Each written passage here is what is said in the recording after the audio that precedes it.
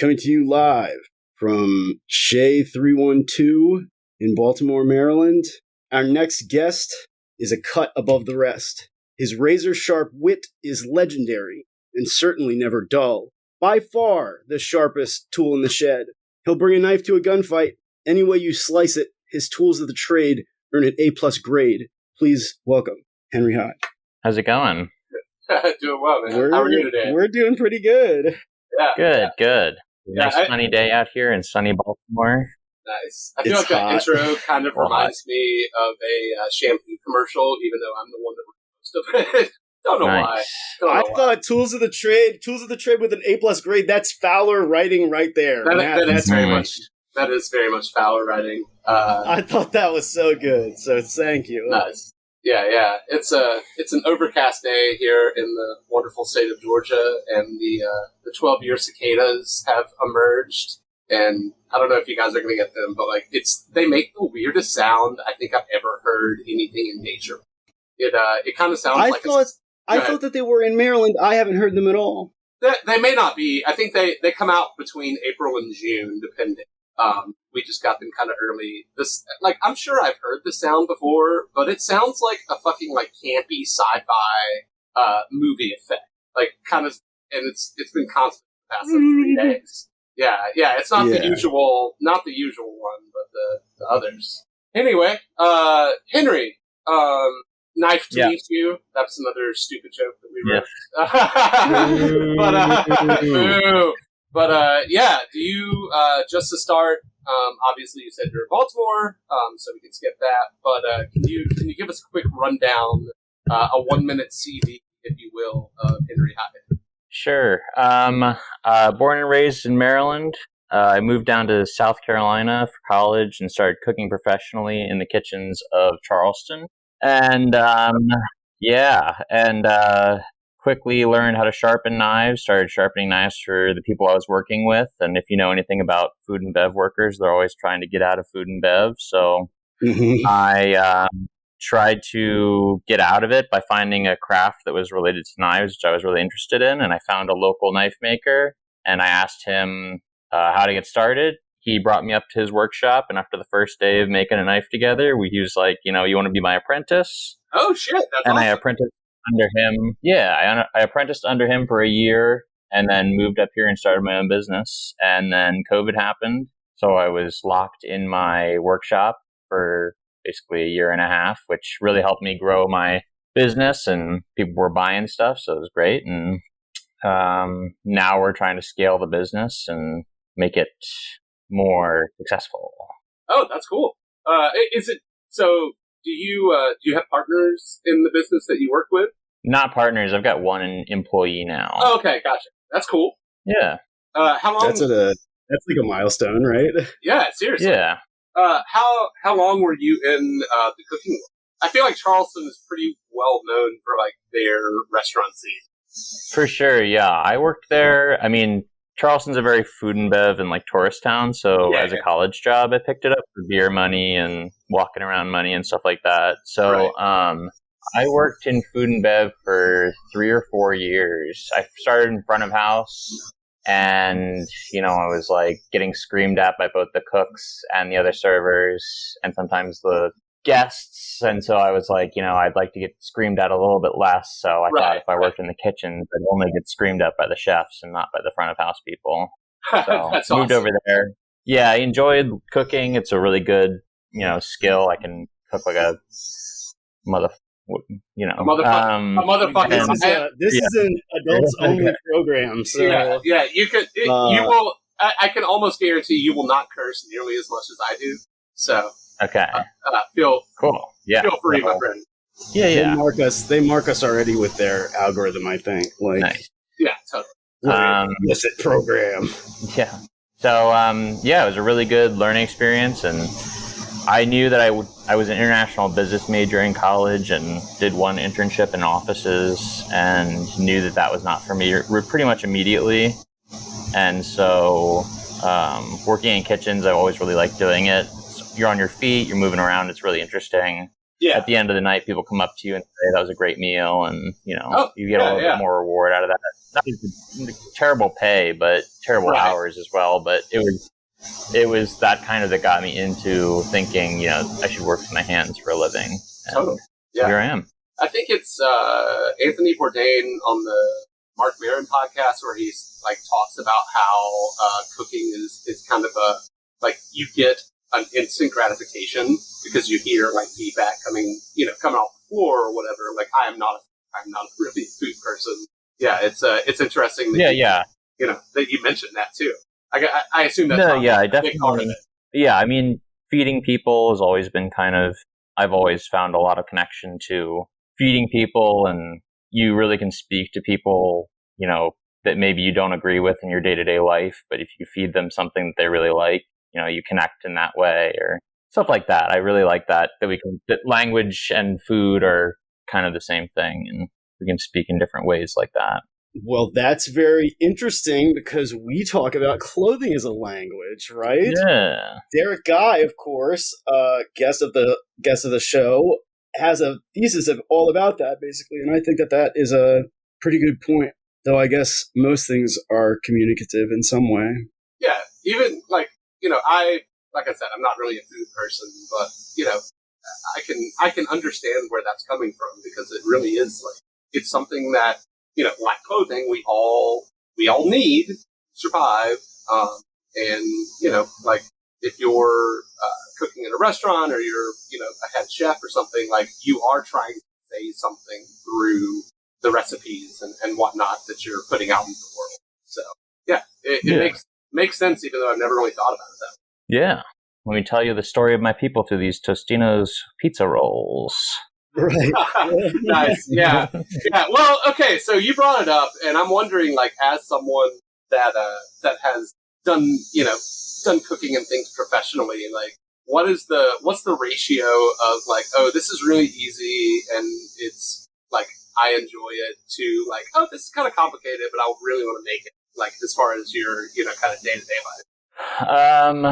Well, I've been making knives now for 5 years, so I've kind of gotten into the swing of things. I mean, knife making is all tedium, and it's all tiny little processes. It's such a huge process that we try to just break it up into as small chunks as we can. Some of them go by really quickly. Some of them you have to clench your butt cheeks and do as best as you can because you're dealing with machines that could rip your fingers, arms, legs. Right. You kind of have to be in the moment. Yeah, you're 3 inches away from a piece of sandpaper that's spinning at 1,000 RPM. So some of it takes some quite delicate finesse, and some of it's just rubbing sandpaper on a piece of wood. So it is quite predictably modest. Yeah, but I've seen it. I mean, I've seen Henry has sharpened my knives before. Not like my knives are extremely nice, but I use them often and they're important to me. And seeing that process, I don't know, you go to Ace Hardware, they ruin your shit. Yeah. You go you maybe there's someone at the farmer's market. Either way, there aren't people really doing this. Yeah. And you do it really with as you say, with a lot of finesse. Yeah, well, I mean, I think sharpening is really nice because it's a really quiet and meditative practice. You're improving something that needs improving, and you can make a tool that's old feel like new, and a tool that gives meaning to someone, or your grandmother's kitchen knife that she cooked all these meals for you. You can bring it back to life with just a sharpen. I think that's and the tools that I'm making, they don't really become the tools that I make until I sharpen them. Right. They're kind of just a pretty object until I put an edge on them. The metal is more alive, sort of. Yeah, so it's the crux of my entire craft is sharpening. You said you had been into knives for a while. Do you remember your first blade? I remember taking my dad's kitchen knives and going out in the woods and smacking them around in trees, and he'd yell at me. Making spears, take a broom handle and you tape the chef knife to the broom handle and you've got a spear. Yeah. Just normal guy stuff. Yeah, I grew up in Columbia, Maryland. It was when I was a kid much more rural than it is now. It's Right. where like Merriweather Post Pavilion is, and so there wasn't a lot to do out there when I was a kid. So it was a lot of like imagination and making your own games and stuff. And I've got two older sisters who had who wanted nothing to do with me, so I had to kind of make my own game. Yeah. My friends and I used. I've always been kind of. Sorry, I've always been kind of like a kid to make my own like toys and stuff out of sticks, and you find the stick that most looks like a sword, and right, or a gun. Or a gun. I was pro gun as a child. I was extremely pro gun until I was about 9. Pro stick gun. Yeah. And now I'm anti-gun in all of the various avenues. I just think like there's something built in. Because of course I see children all the time, right? And like they pick up whatever, and it's a gun, right? It's a knife, it's a sword, but most often it's a gun. And I just like you just have to contemplate that, I guess. Yeah, sure. I mean, it's all imagination, and that's everybody wants to be Rambo or whatever when you're 6 years old. So, right. My friends, I think it's about imagination. In high school, my friends and I would have fucking firework wars, which sounds way worse than making Roman candles. No, bottle rockets usually, but we would make like guns out of a piece of PVC pipe that you like tape a stick to. Of course. Yeah. The vacuum cleaner extension hose. Oh, dude, I never even thought about that. But holy shit, that would have been great. Oh yeah. I remember distinctly like burning a fucking like. I don't know, probably 2nd degree burn right above my lip, and I told my mom, it's like, oh yeah, like I just ate a really hot pizza. No fucking idea if they bought that or not, but that's a Christian parent. The things you do when you're in the middle of nowhere and have to have fun with your derelict friend. And you're in Georgia, see the fireworks down there are much nicer than up here. Yeah, well, they weren't legal back then, so we would have to like. I grew up. Yeah, I grew up like... Go down to South Carolina or something like that? No, so I grew up 20 to 30 minutes or so from the Alabama border, and so we would just go to Alabama and, buy like packs of bop rockets. Where there are no laws. Yeah. Like the MD. Yeah. A quarter stick of dynamite. Right. I have to say something. I have to say something about the firework wars. I know this character listens to the show sometimes. So, Vassie Holloman, if you're listening, he and my former roommate, Eric, were hanging out. They were in middle school. Eric shot a bottle rocket, and it went up Vassie's jean leg. Oh, no. Nice. Yeah, just very terrible. So, I was like, I'm not fucking with fireworks at all. Like, I remember the burning flesh scent. This is not... This is not that. This is not worth the risk. At 40, I definitely hate fireworks. At 16, 17, I was going to say, you wouldn't have a firework war with me? No, fuck no. They scare my animals. And like 40-year-old me is definitely not in the same camp as 16, 17-year-old. So we'll leave it there.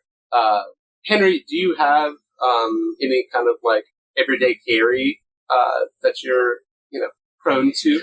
Yeah, I mean, I've got a pocket knife that I got in my pocket right now that I made at a class in Johnstown, Pennsylvania. It's like a it's a friction folder. Oh, it's sick. That I made in a class. I also have some other ones. I'm not super big into pocket knives because I have them. I carry them around because they're useful, but I'm not like a collector by any means. Right. Yeah. I prefer small over... there's some crazy, like the Columbia River knife ones that just get huge, and huge pocket knives I don't find I like the pen knives the most, the little tiny little ones. Yeah. Because I can really make whatever knife I want into a pretty effective tool with sharpening. Yeah, that's killer. Yeah, it's like I was just going to say, it's like you have the knowledge of fishing, right? Like they taught you to fish with the sharpening, so you have knives forever. Mm-hmm. Yeah. But no, I'm not really like an EDC gear guy. Yeah, same here. I forget everything. As long as I have my phone or my wallet and my keys, like that's a good day for me because I lose that shit all the time. Right. Yeah, I've People carried I a know who knife. carry pocket knives just have them taken away from them. I Yeah. feel like that's like the story. It's like the security guard says, like, go hide it in that bush, and then like, it's gone forever. Yeah, that's what we do at Oriole Park when we forget pocket knives in our pocket. We just hide them in underneath the mulch in those planters out where by the ticket office is. Oh God, yeah. I've thrown away multiple knives at the airport because I've carried a knife pretty much since I graduated high school, and so it's just one of those things. Like I grab it and then I get to the airport, I'm like, God damn it! Like Fucking TSA. fucking TSA. And like I literally just use this to open boxes and like random shit.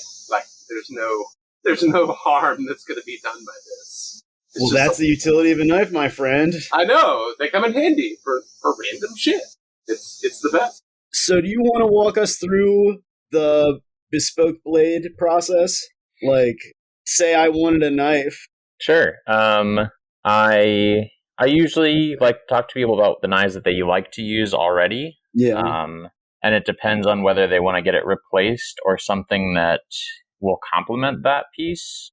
And then everything I make is carbon steel, just because I like working with it a little bit more than stainless steel. It's easier to work with.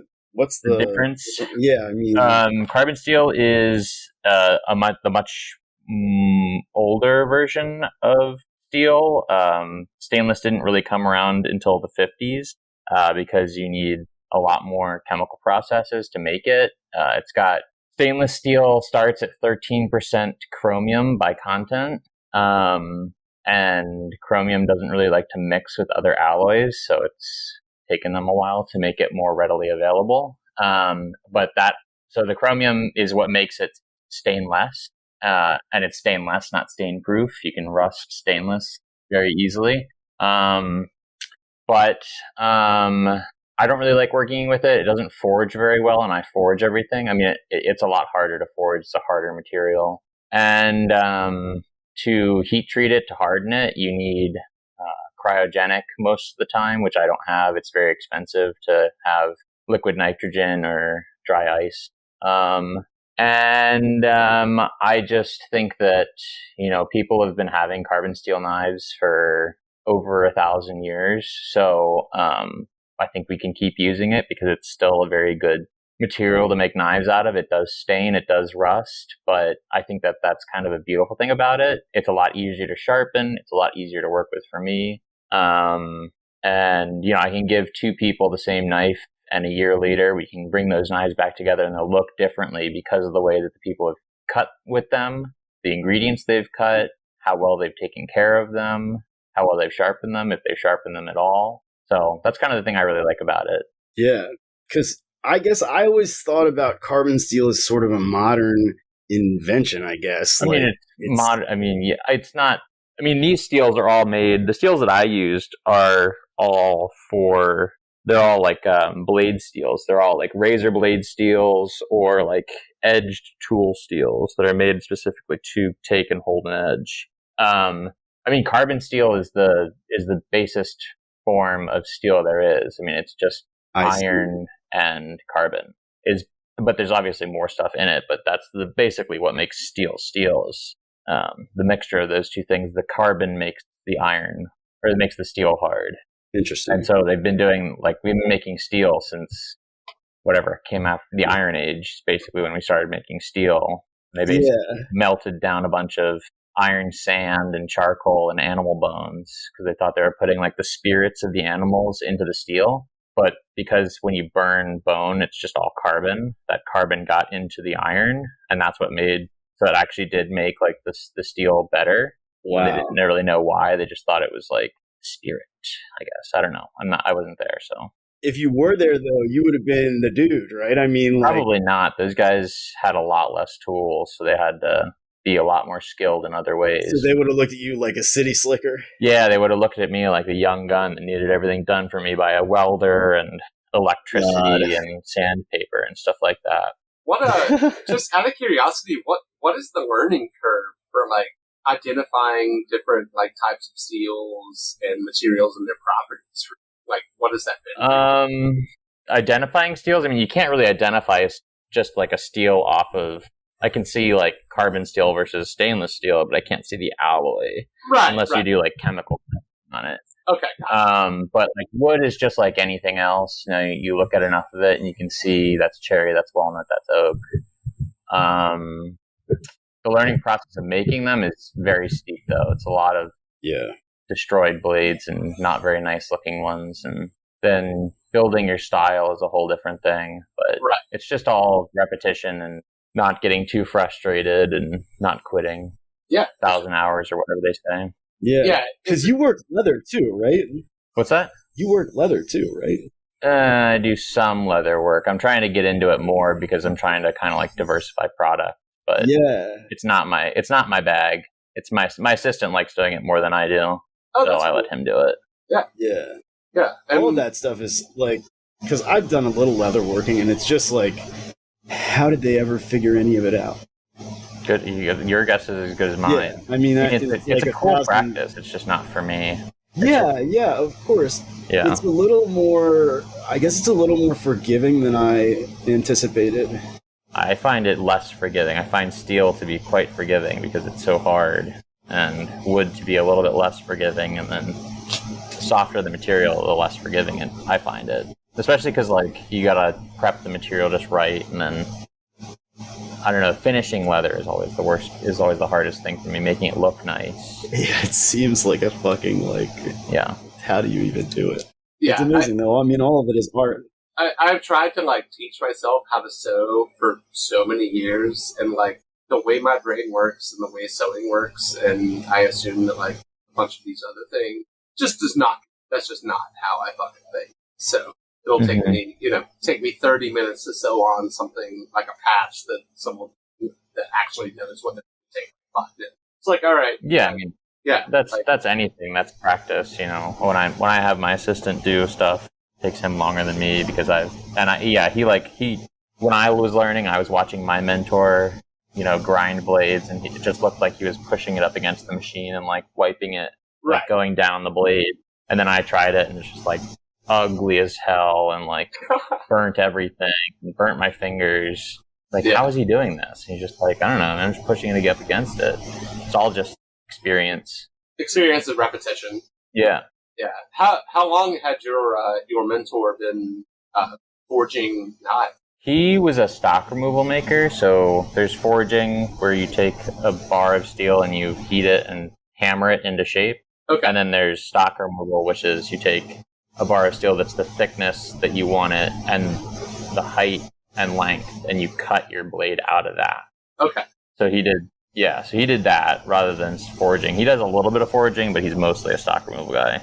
But he's been making knives I think he was making knives for 15 to 20 years by the time that I met him. Oh, that's cool. Are you guys still in touch? Yeah. Yeah, I go down to Charleston every year to help him with the food and wine festival down there. He sets up a table and sells. I go down and I get a little vacation and I get to work with him and help him sell some knives, pay him back for helping me get started, and I also get to, hang out in Charleston for a weekend. Yeah, totally. Nice little getaway. Yeah. So, how, like, from basically start to finish, like, how long does making a custom knife take? It depends on the custom knife. I mean, if you want just like something small made stock removal style, I can do that in one day for you. And I use some 5-minute epoxy, which is not great, but a lot of knife making is waiting for glue to dry, or for you gotta let things sit at certain temperatures. So if I was just gonna make one knife, I could do it in 3 or 4 days if I was doing it all correctly. And that's 7 hours, so it's 24-ish hours. Or no, sorry. Yeah, kind of 21 to 28 hours. Yeah. Intense. Yeah. And truly, I assume you make them one at a time because they're basically like, if you're making custom. I make them in batches. It's a lot more efficient to make. You do each step and you do a bunch of knives in one step, because each step is, you go from knife making is all kinds of. It's multidisciplinary. It's blacksmithing. It's whitesmithing, which is it basically with files and sanding and stuff and shaping, stuff like that. Jewelry making, woodworking, a little bit of not alchemy, but metallurgy, this, that, and the other, sharpening. There's all kinds of stuff that goes into it. Product design, all kinds of stuff. Right. Yeah, I thought about that when we were prepping for this, because I talked to a friend that is a jewelry maker couple weeks ago.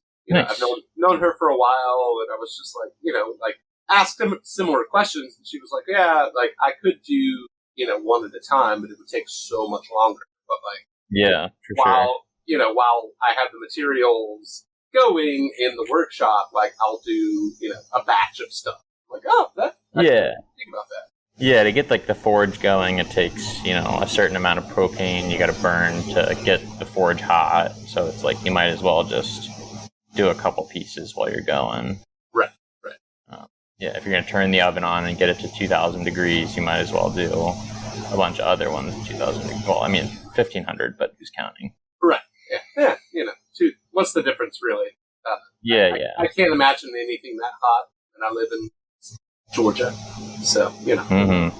I think I know the answer to this question, but like, was there some point where you became kind of confident in the knives you were making? Like, this is not just like a throwaway thing. Yeah. I definitely think that I maybe got started professionally a little too early, looking back on it. But yeah, definitely during the lockdown, when it was just kind of, that was all I could do with my day except for hanging out at home. I definitely think that I developed my style mainly during that COVID time, when I figured out that I really I started as a stock removal maker and then started forging more and more as I met my blacksmithing mentor who lives here in Baltimore, and learning more about blacksmithing.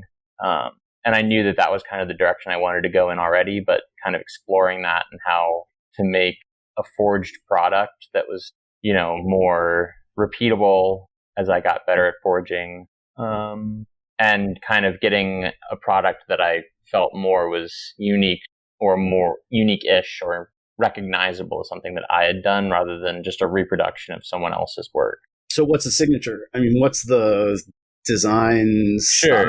I do a forged knife that starts from really thick stock. So at the neck, you'll find that it's a lot thicker right as it comes out the handle. Some, right? You brought some, right? I did, yeah. I've got some. Would you want me to knife roll? Yeah. Why not?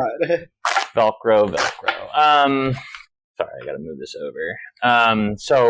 And I like to leave a lot of that forged finish on there because I think it leaves like the hand of the maker on the piece. And then I really like using, local woods. This piece here. Wow. Oh, it's Damascus steel. I don't know if I can get that in there. It's low layer Damascus. So you can see the pattern on the blade. Yeah, dude, that's so fucking crazy because that's like. And so this is. I don't know if that's ever gonna. But so it comes out of the handle thicker because I start from thicker stock, and then I have a pretty wild taper down to the tip.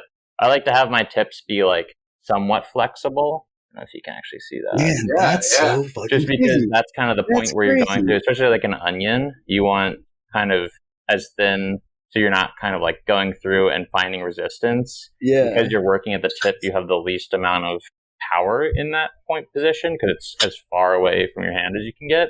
Yeah.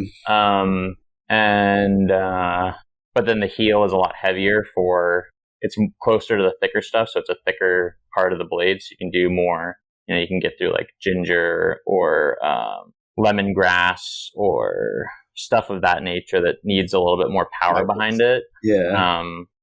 And then I like the Japanese handles, the straight kind of octagonal ones with the two pieces. I like to use a mix of both local and exotic woods. This is spalted ash and purple heart. So the ash is local, the purple heart is exotic. Yeah, man. I just think that it gives a little bit of more story. We're mixing things that are, a lot of this wood that I'm getting from Camp Small, which is a Baltimore City program where they take down the trees in Baltimore City and then take them to Camp Small, which is a mill for the city, and they resell all this lumber. They saw it all down into usable lumber, and then makers all around the city can use it, and it's making the city money from things that's just growing in the city that would be just thrown into a dump somewhere otherwise. So, and it gives it so much more of a story. I like to have, one of the things that I really wanted was with my maker's mark to have, sometimes you don't know who's making these knives. A lot of makers just have like a little logo there, and it doesn't have their name or where it's made. So I have my name and Baltimore, Maryland on all my knives so that you know exactly where and who made it. Repping your city. Yeah, of course. I mean, I think that one of the reasons why I moved back to Baltimore to start my business, other than that it's where I'm from, and I didn't really, we can get to that later. But I knew that people would care that things were made in Baltimore. Yeah. Rather and than it's like, a big selling point, I think. like, it's made in Baltimore, rather than like, it's made in somewhere else where they'd be like, I don't know where that is. It's like specifically, right? It's like these Japanese style knives made here in Baltimore by me. Yeah, I wouldn't say they're all Japanese style. I mean, it definitely has some influence, but yeah, for sure. Yeah. It's all made. Yeah. I think like people just around here. Layer of, I guess, diversity, like globalism, whatever. I think that it's, this was such an industrial town, and so much stuff used to be made here. When I used to live down in the Fells Point area, I lived next to the first ice cream plant that had prepackaged ice cream. They sold like the first boxed ice cream. It used to be you could only buy it like in stores in like that. There's that huge building that I always see pictures of. It's like a huge brick building with like it looks like windows at the top. It looks like it's a castle. It was an ice factory. It was one of the first ice factories in the world. Yeah. And they ship their ice all over the place. Yeah. So it's, Baltimore used to be like that, and now I think that like some of the people that follow me, I might be one of the only people that they have a connection to Baltimore City. Yeah. And so rather than seeing things like, what it always is, like The Wire or shit like that, people see like my work and think that's what their image of Baltimore is. Not that that's the only thing that's in Baltimore, but like if I'm their only connection to Baltimore, I think that's a good thing. Yeah, it's creativity, it's art, it's like whatever. It's a positive example, really, of which we have not that many, unfortunately. There's so many artists. What I was super surprised about when I got here was like how supportive the artist community is in Baltimore, and how wide it is, how many people are making all kinds of shit in this town. I mean, it's a super industrious town, even though industry is left for the most part. Right. Yeah. Atlanta's kind of similar. I think we've talked about it. Both Connor and myself love, where we're from. But yeah, like if there's something that's like Atlanta based, regardless of what it is, like there's a pride to that for me. Like, it's just not as ubiquitous as it once was. Yeah, that's what I was going to say before. I when I was down in Charleston, Charleston's nice. I love Charleston, but after living there for 6 years, I still felt like I was a tourist there, kind of. Yeah. Because I'm from Maryland, people are like, "Oh, you're a northern boy," and I was like, "Well, how long can I live here until people say maybe you belong here?" And I thought, like, that's not going to happen. Even though technically Maryland is southern. It's not even technically. Technically, it is. But I don't believe. I think it's its own thing. I think the Mid-Atlantic region is neither northern nor southern. It's below the Mason-Dixon. It is below, but I think we are. I think that we have our own kind of culture in the Mid-Atlantic area. Central Atlantic is definitely different. Yeah. I wouldn't. And it's like a 50-50 split, sort of. I wouldn't consider Philadelphia a typical northern city. Like Philadelphia I wouldn't consider Philadelphia on the Mid-Atlantic. The Central Atlantic? In the Mid-Atlantic. It's only like an hour and a half north of here. Yeah. But they're like over there. They're like over there, yeah. I think it's like Central Jersey, which some people say doesn't exist, down to like Richmond is the Mid-Atlantic. Yeah, something like that. Well, and then it pains me to include Virginia in anything that I'm a part of. Oh, I know. Richmond rules, though. Richmond's cool. I have heard that Richmond is actually Yeah, great. Richmond's very cool. Most people compare it to Baltimore. I mean, I can see that. It's smaller than like both Atlanta and Baltimore, but has similarities with both from the extensive amount of time it's been. Yeah. I've been thinking about how Maryland has been getting, how much it's changed since I was a kid. And then and then like looking back from there, I think it probably was a lot more southern in the past. Right. And is now kind of like really becoming its kind of its own region with the Mid-Atlantic. Which is tight. I mean, similarly, Texas. Texas has changed completely. Yeah. Arizona. Yeah. But it's diversity, right? It's like... Yeah. I mean, I grew up like living on Route 40 where like Koreatown is. Uh-huh. And that, I mean, there was like a couple places, but like nowadays it's just like a mecca of good food and like the best grocery stores. Yeah. And I love that area. You can't argue with the stores. Can't argue with the amount of hot pot you can get down there in Korean barbecue. Right. So God bless. God bless America. I'm vegan, so I cannot partake in most of that, but surely there is a vegan. That's not true. They've got vegan options. They've got tons of fucking vegans. Yeah, they've got all kinds of vegan options there. That's good to know. I will, I'll have to check out Beeford Highway and find a good spot. Hot pots and vegan barbecue. They probably have, it's all vegetable mostly, and then the meat, you don't have to. Yeah. It's just like the nice seasoned broths that you cook everything in and your dipping sauce. So, Henry, what or who, if you can put a label on it, is the average customer that's buying knives? Most of them are home cooks right now. Okay. I started with mostly professionals because that's who I knew a lot of. But I think for the most part, it's home cooks who are, getting into I think there's definitely like a shift away from mass-produced stuff and single-use stuff and buying knives and throwing them out when they're old and cruddy. So I think, and that's kind of why I started sharpening as well, is like, I know that my $400 knives are not in most people's kind of, what they're going to buy. Right. So I just think it seems low. I know. Yeah. And I am, I'm in a lower, I purposely keep myself low for that. I don't want to be, I make $700, $800, $900 chef knives, but that's just not the kind of market I want to be in for most of my business. But I know that people already have knives and they need them sharpened. And especially here in Baltimore, there is not a good place to get it sharpened. There's none. Even at Ace Hardware, they made it. Oh, no, not Ace Hardware. AI sharpening machine. Ooh, yeah. Like that. And it's the farmers markets. I fixed a lot of farmers market sharpeners' knives. Yeah.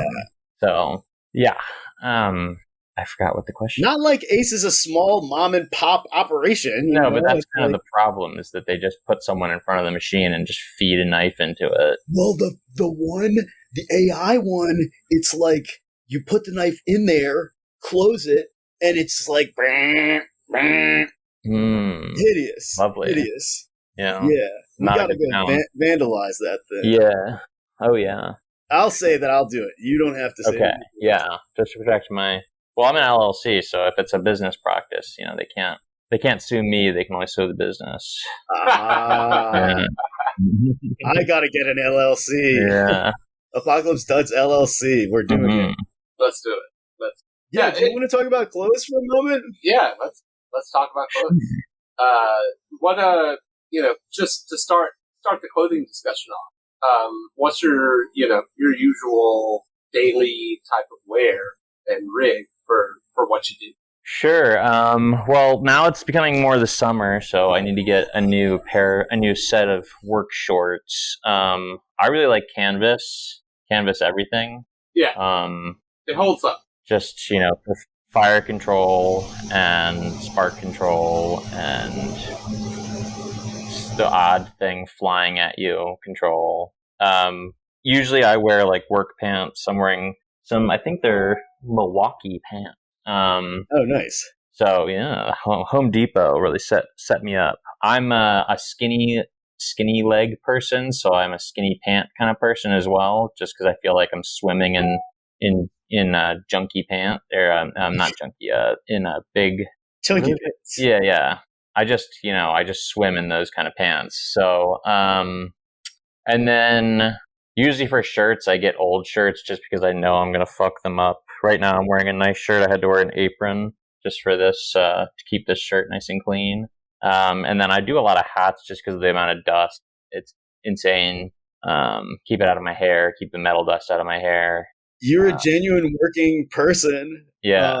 Which there's a lot of like workwear cosplay in the men's space, and yours is all like actually using you probably have some really fucked up stuff, right? I got some really fucked up stuff. All my old Volo kickball shirts. Yeah. Keep all those, and I just burn big holes in them. And what's the apron? What's the apron like? Is that a big leather apron? A big long one, because I find that a lot of them aren't long enough. They don't cover your knees. If you drop a sharp knife and your knees are out. Ooh, I like jeez. Or you drop a knife that's 2,000 degrees. You don't really want that going down your pant leg or your boot. It just sounds very scary. Yeah, it can get very scary. And then I'm a pretty much every shoe I have except for sandals are all either high rise or boots. Mm-hmm. I've got little bird ankles. So well, for our listeners, what does that mean?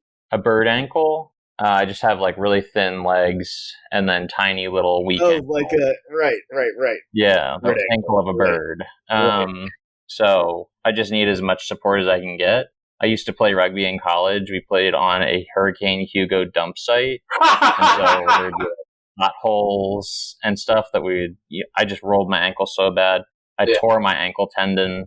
And it's never really healed, so I've just always It's not apparent because you're in the video, but you are, you could have been back then, you could have been like a grunting warrior or something. Yeah, I'm a bit tall. Yeah, right. I'm a big boy. So it's cool. I mean, if I was making knives, it would be like, this guy, this pipsqueak. Yeah. With you, it's like, go make an axe. Yeah. No, it's all my upper body is all my size, and then my legs are just long and slender. That's where my height comes from. What's your preferred boots? Very funny. My preferred boots? Right now I'm wearing some Danners. Nice. What are they? I've got some, I like Georgia boots. Georgia boots are good. Georgia boots are great. And Thorough Goods as well. Yeah. What are the Danners? I mean, just I'm not saying like what is the model number. I have like 3 pairs. I just got like I think they're just like the high rise tans. Mm-hmm. Yeah, just work boots, I guess. I don't know. I really like the way they look though. I'm super into boots. I've always been into boots. I want to get more boots, but I've got so many and they're all kind of fucked up. Do you have a wish list of stuff? Do you have like when I sold 50 knives, I'm going to buy me a pair of? No, I started working in kitchens and I started in boots and then they made me switch to Crocs. So I do still have a love for Crocs. I love them too. And then I'd really like to get like a pair of handmade boots like Nick's or I know that there's other names. You can just some guy's name and put handmade boots behind that. And that's probably a good one. Yeah. Yeah, I'm not really like a sneakerhead. I wear Vans. I wear high top Vans because that ankle support is necessary. I usually just have the black ones with the gum sole. Yeah, classic. I think that I need a new pair of those because I've worn straight through the bottom, so I'm basically just walking on pavement now. Yeah. Don't skate, but I just like the high tops. I just need the ankle support. They're better in my view. I am pretty much all like high top everything, or like at least mid, like the boots that I'm wearing now, or like right above the ankle. But skate highs, high top tailors. That's all I think the low top Wallaby is maybe better than the high top Wallaby, but yeah, Wallabies I can't generally do speaking anymore. I've hit. Is that the town boots? Is that what those are? they are. I guess many people know them because of the Wu-Tang Clan was a big proponent of the Clark's Wallaby boot. They're hideous, basically. They're like Inuit sort of looking. Sure. They're definitely ugly good. Yeah, I'm a Chelsea man. I like the Chelsea boot because the days you go out drinking, you just want to, or I guess I don't know if you guys are, but on my lazy days, I like to wear the Chelsea boot. You can just take them, slip them on. Yeah, slip you them can't off. argue with a slip on. No, you can't argue definitely with not. the slip on. Definitely not. When I stop It's being so cheap, nice. when I stop being cheap, I will buy another pair of ones because those are like the perfect boots, in my opinion. I just got Doc Martens. I got them on sale. I think it was like I got 2 boots for the price of 1. I think they were doing like a closing sale or something, or their end of the year sale or something. I got 2 pairs of Chelsea's, one for work and one for not work. Steel. And is that a Monument Brewing hat? Yeah, Monument Brewing. Yeah, that is a good hat. I'm more of a fan of the building they're in than their beer, personally, but yeah, it's a really cool building. It's at the end of the end of Baltimore and the end of Baltimore Street and over in Highlandtown, and they're in an old gun stock manufacturing plant. Oh, that's cool. Yeah. They used to make veneers for gun stock. Wow. It's really cool. It was an old wartime factory. There's just so much of that. I mean, yeah, that's my that's what I look for, is just buildings. I really love buildings, especially in this area. Do you have a favorite building in Baltimore? It'd have to be. Hard to choose. Yeah, that's a large order. If you've ever seen I really like the building that Sandtown Furniture has down by the stadiums. That's where I work. They turned that building into one of the more beautiful workshops that's in this town. They turned like an old, huge, I think it's like a 40 or 50 foot ceilings, and they split it up with a glass pane between their showroom and their workroom, and it's just a gorgeous space. I can't imagine that they heat or air condition the back where everybody's working, but they do air condition the front, which is nice. I'm in my first air conditioned shop now, so I don't think I could ever do without it again. Well, man, with the thousands and thousands of degrees, it's like the summer's not bad. The winter is the worst.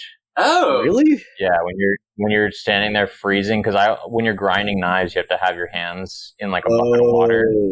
So you're just okay. I didn't even think about that. There. Yeah, brutal. The summers are not nice. It gets very hot, but the winters are worse. Yeah. I'm a hot weather guy. I mean, like living down in Charleston, then coming back up here, I like the summer. It can be as hot as anything, and I don't mind. If it gets cold, though, I've lost all my cold resistance. You're in luck, actually, because I don't know how familiar you are with the scientific community, but there's some thinking that it's going to get a little hotter. Yeah. Just a scotch. We're breaking that story here. Breaking climate change is real. Climate change is real. Okay. Yeah. I'm looking forward to it. So I don't know why my Instagram Explorer is maybe one of the most unhinged places of all of the internet. And don't know if that's my doing or what. But so for the past, 6 months or so, a lot of these like TikTok videos of people making the most absurd recipe you've ever fucking seen in your life pop up, and then there's the reaction, which is a lot of chefs rage, and then people make these like videos of them reacting to this shit recipe, which I find personally hilarious. So I guess, but that's their audience. That's that video's audience. That is that video's audience. Yeah. Yeah. But it's like, we're gonna piss you off, buddy. Right.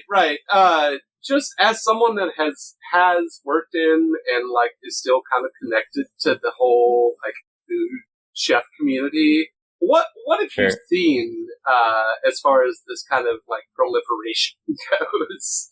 Like, what's your take on it? I think it's all just clickbait. I mean, it's just to make you mad. It's not their.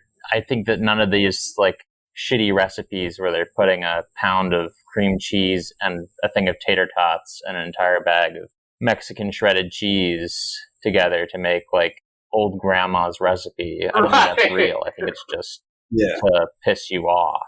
Yeah, it's all like bullshit. Or mixing with your hands or something like that, and like you know that things like that piss people off, like a no glove mixing of the hands, or like cross contamination with the chicken, or just the guys that just eat raw chicken breasts. Oh God, yeah. Like it's all just to make you mad, and it worked. I mean, unless you don't give a shit about it or consume it. It's just like the tattoo. It's just like the shitty tattoo trend of like people just taking videos of them in their like kitchen with no gloves and drawing like stick figures and what is it called? The ignorant style tattoos. Yeah, it's exactly the same thing. It's like it's not that being good is no longer fashionable, but they find that being bad and overtly bad also draws the same attention as being good or more. Yeah, I've been doing my whole life. Yeah.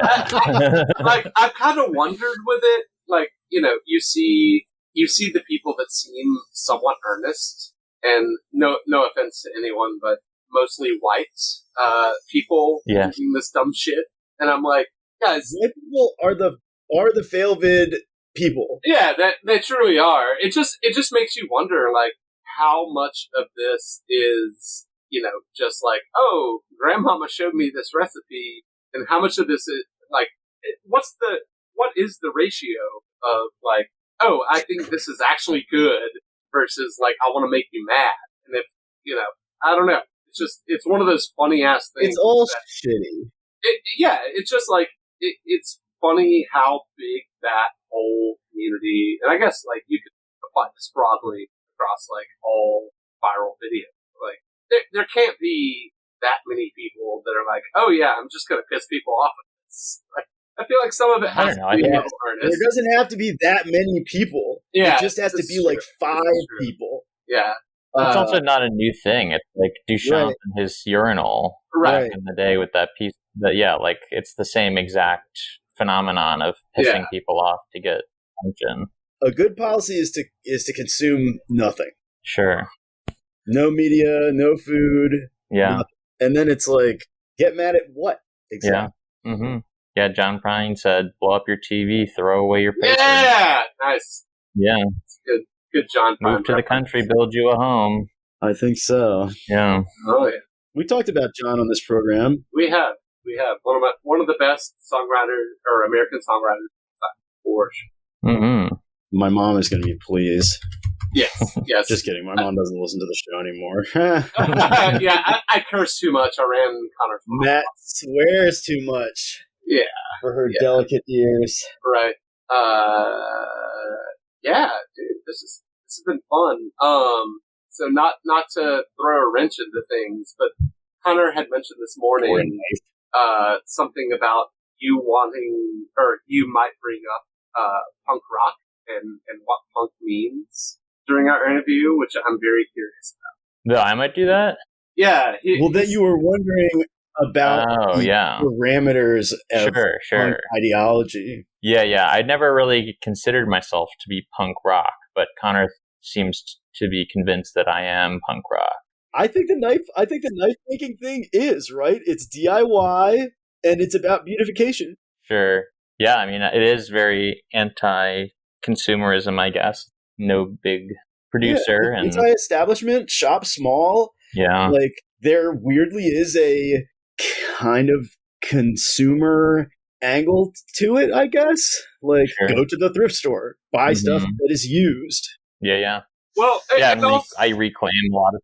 Yeah, right. The reclaimed wood. Like I don't know how punk rock that is. You know, you talking about making like you getting into sharpening and kind of like saving some older stuff because you could bring it back to life. Like that's fucking punk. Like that's you know like now I'm fighting against Big Auto with my recent car purchase. Just bought a 1999 truck. Ooh! Gotta talk about the truck. Gotta talk about the truck because Hank is a little truck guy. Hank's a K-truck guy. I drove my K-truck all the way over to here. I live just up in Baltimore County, so I'm just driving up and down Falls Road, just on like one of the most scenic motorcycle roads. I just live right up it, so I just drive straight down it in my little K-truck. It's been great. It's been fantastic. That's awesome. I definitely have to check it out. Those top out at what, like 55 or so? Yeah, 55. Yeah. Okay. Yeah. So not amazing.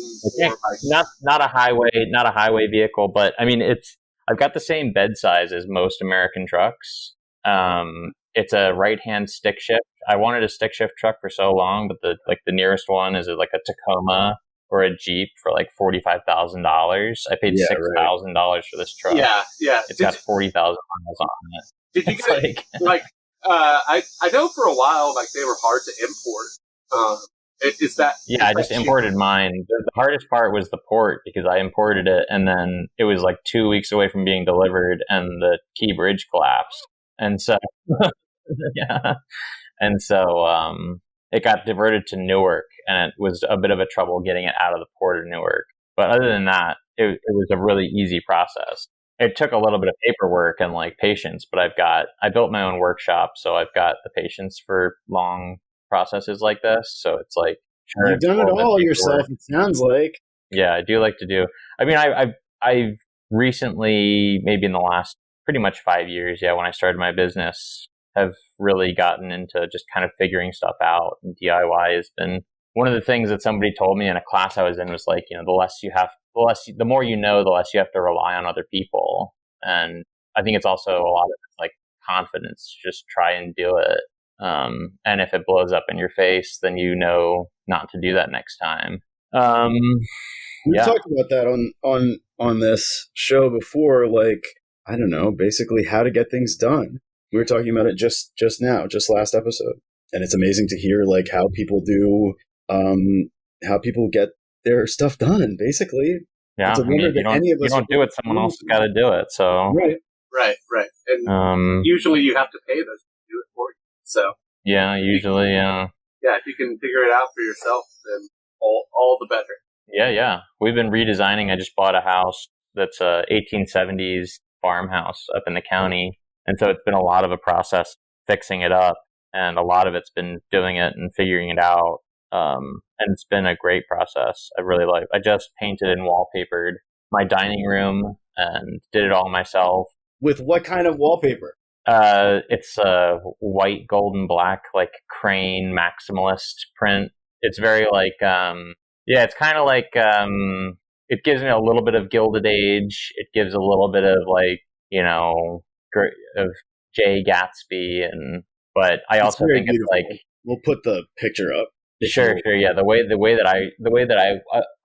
plan for it was to kind of be like, a room where you do like a deal with the devil, I guess. And that was kind of my inspiration for doing it. And it's like gilded and a little bit dark and black. And then all the art we're having on the wall is tattoo, like flash art.